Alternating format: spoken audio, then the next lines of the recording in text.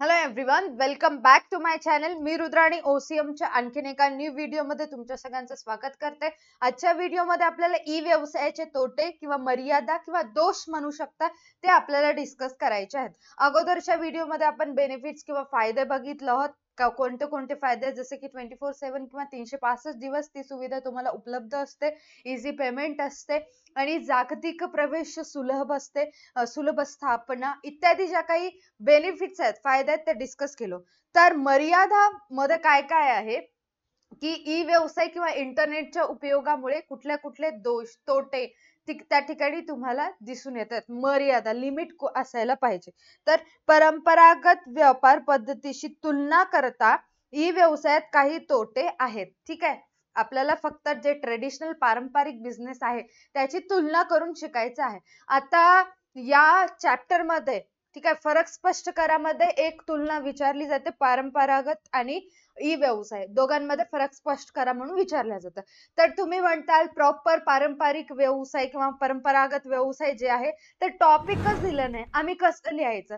So benefits मध्ये आणि तोट्यांमध्ये तुम्हाला सगळं मिळून जाईल. त्या ठिकाणी स्टार्टिंगला सांगितलेल्या प्रत्येक ठिकाणी पारंपरिक व्यवसायाची तुलना करता म्हणजेच त्या ठिकाणी त्याचा सुद्धा फरक स्पष्ट करायचा आन्सर दिलेला आहे.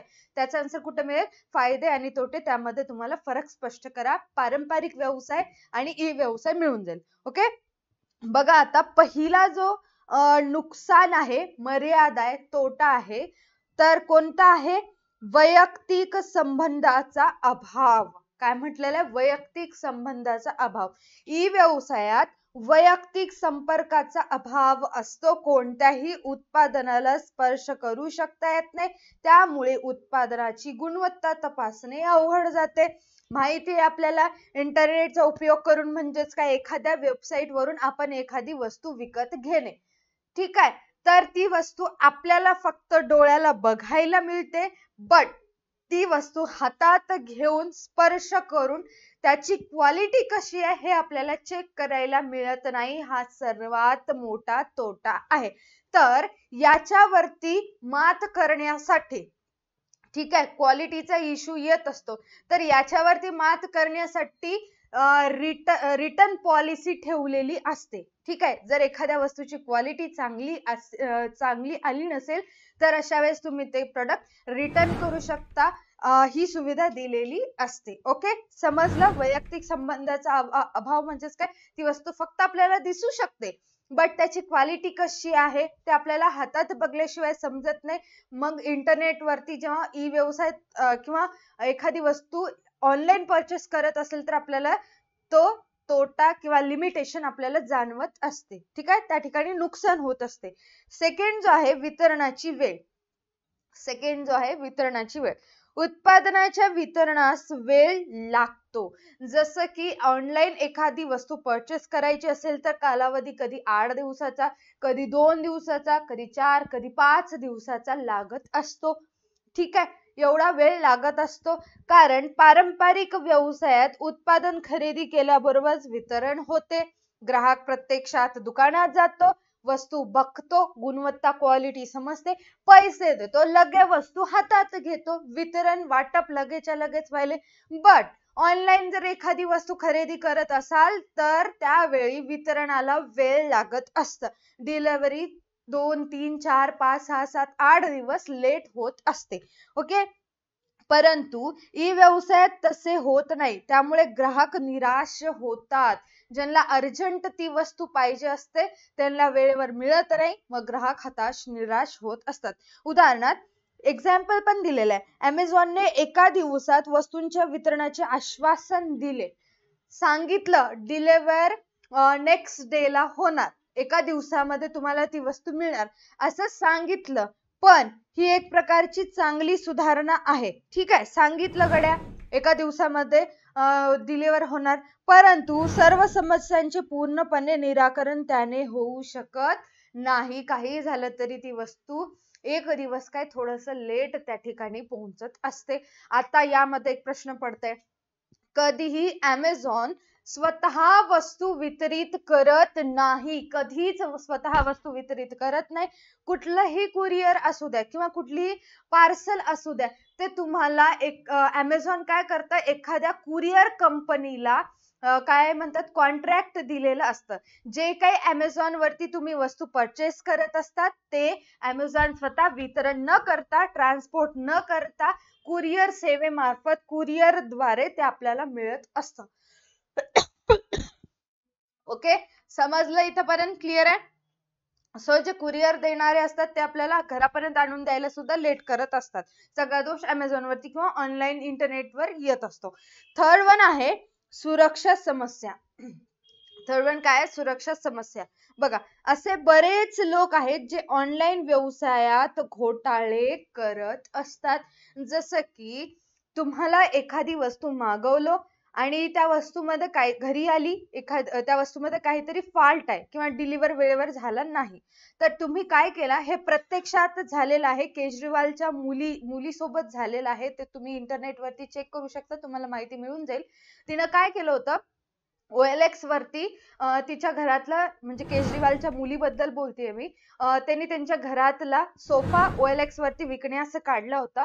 समोरचा जो काही असेल तो त्याला पटलेला, तिनं ज्या प्राइसला सांगितलं त्या प्राइसला घ्यायला तयार झाला. तो काय बोलला, मी तुम्हाला पेमेंट करतो, तुम्ही मला स्कॅनर पाठवा, असं म्हटलेलं आहे. ठीक आहे, तो काय मला स्कॅनर पाठवा म्हटलं. मग ही काय केली, हिचं जे काही स्कॅनर असते तिनं पाठवली. त्या स्कॅनरचा यूज करून त्याने केजरीवालच्या मुलीच्याच खात्यातले पैसे त्यांच्या नावे करून घेतले. 20,000 आधी काढून घेतले. डबल म्हणली, कॉल केल्यानंतर बोलणं झालं, चुकून आले, परत एकदा स्कॅनर पाठवा म्हटलं, परत एकदा ती स्कॅनर पाठवली, परत 14,000 परत एकदा तिच्या अकाउंट मधून गेले. म्हणजेच काय, अशा प्रकारचे घोटाळे करत असतात. ओके, समजलं? हॅक सुद्धा करत असतात. आणखीन एक एक्झाम्पल असते, Amazon वरतीच तुम्ही घेऊ शकता किंवा इतर कुठलीही वेबसाईट असू द्या. ठीक आहे, त्याच्यावरती तुम्ही कॉल केला, हेल्पलाईन वर कॉल केला. कॉल केल्यानंतर म्हणतात की कॉल फॉरवर्ड करत आहे किंवा कॉल फॉरवर्ड करा म्हणतात. कॉल फॉरवर्ड केल्यानंतर एक नंबर सांगतात, ते नंबर डायल करायला लावतात. ते नंबर डायल केल्याबरोबर आपल्या फोनची सगळी इन्फॉर्मेशन, OTP सगळंच त्यांच्यापर्यंत पोहोचत असतं. मग बँक डिटेल ऑटोमॅटिकली त्यांच्याकडे जातात. मग ते आपलं अकाउंट हॅक करत असतात.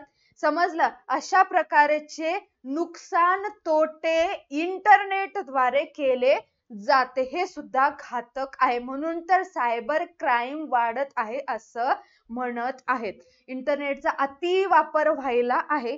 आणि ठीक आहे, अति वापर झाला तर झाला, बट चांगला वापर करत नाही, नुकसान होतंय त्यामुळे.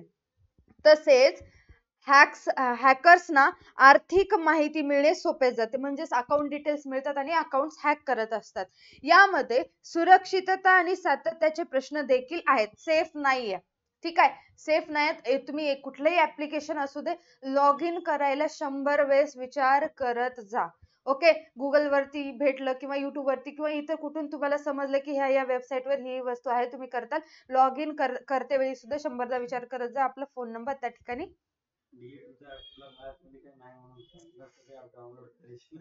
हा, ओके, हे पण इन्फॉर्मेशन करेक्ट आहे. सर म्हणतात की आपलं जे DE2 ऍप्लिकेशन आहे तिथे काही घोटाळा गडबड काहीच नाहीये. तुमचं सगळं सेफ असेल, इन्फॉर्मेशन जे असेल सगळं सेफ असेल. Don't worry about that. But इतर ऍप्लिकेशनद्वारे तसे घोटाळे करत असतात. यामुळे संभाव्य ग्राहकांना त्रास होतो. ठीक आहे, नुकसान त्यांचं होत असतं. फोर्थ वन आहे सरकारी हस्तक्षेप. फोर्थ वन काय आहे? सरकारी हस्तक्षेप. काही वेळा सरकारच्या अतिरेकी देखरेखीमुळे व्यवसायात जास्त प्रमाणात हस्तक्षेप होऊ शकतो. आता व्यवसाय एकतर सरकार एकतर अनुकूल वातावरण पण प्रदान करते, कधी कधी एवढं जास्त इंटरफेअर करते की व्यवसाय करणं थोडंसं कठीण जात असतं. वेगवेगळे त्यांचे जे काही रूल्स असतात ते फॉलो करावे लागतात. ते रूल्स फॉलो करत कुठे ना कुठे व्यवसाय बंद पाडावा लागतो. ओके, लास्ट वन आहे जास्त जोखीम. लास्ट वन काय आहे? जास्त जोखीम. ग्राहक आणि विक्रेता यांचा थेट संपर्क नाही, प्रत्यक्ष संपर्क नाही. त्यामुळे जास्त जोखीम दिसून येते. कारण प्रत्यक्षात वस्तू विक्री होत नाही किंवा खरेदी होत नाहीये. अप्रत्यक्ष संबंध आहे म्हणून नुकसान जास्त होतं. तसेच फसवणूक झाल्यास कायदेशीर कारवाई करणे कठीण होत असते.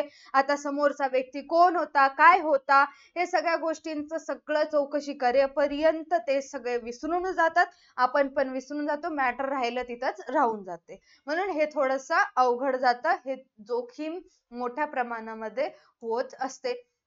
आधी म्हणतात रिटर्न पॉलिसी असते आणि ज्यावेळेस रिटर्न पॉलिसी आपल्याला रिटर्न करायची असते त्यावेळेस ती पॉलिसी संपते. म्हणजेच काय, हे एक प्रकारची फसवणूक त्या ठिकाणी करत आहेत. ओके, तुम्हाला समजले हे सगळे जे काही जोखीम किंवा तोटे म्हणू शकता, लिमिटेशन ऑफ ई बिझनेस आहेत. आय होप तुम्हाला हे समजले असतील. तर समजलं तर या व्हिडिओला लाईक करायचं, चॅनलला सबस्क्राईब करायचे. आजच्या व्हिडिओसाठी एवढंच. Take and stay connected.